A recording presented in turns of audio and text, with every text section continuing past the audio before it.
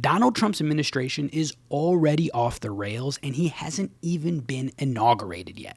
We are getting a slew of news in about who he wants to appoint to his cabinet and to key positions in his administration. And to be frank, it started off somewhat interesting and somewhat normal. Marco Rubio as Secretary of State is a very hawkish choice, a very sort of anti-MAGA choice, but it's hard to argue that Marco Rubio was not qualified for the job. Susie Wiles, to be his chief of staff, ran his campaign. Again, not like the craziest of choice that could have been possibly made. But that's about where the normal shit stops.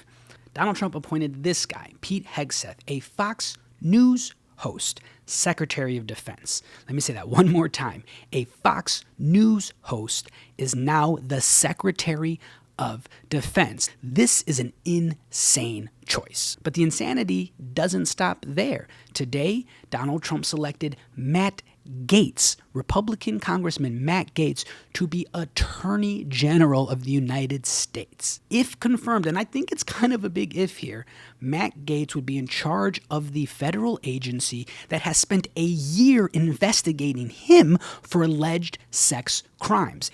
Currently, Matt Gaetz is under investigation by the House Ethics Committee for sexual misconduct. And moving right along the crazy train, Donald Trump has selected former Democrat Tulsi Gabbard to be the Director of National Security. This is the Tulsi Gabbard that is vocally and openly in support of people like Vladimir Putin, who praised the invasion of Ukraine and who has spouted lots of different conspiracies in her time in the public eye. She is now in charge of the national security apparatus. The Russian sympathizer Tulsi Gabbard is now going to be the Director of National Security.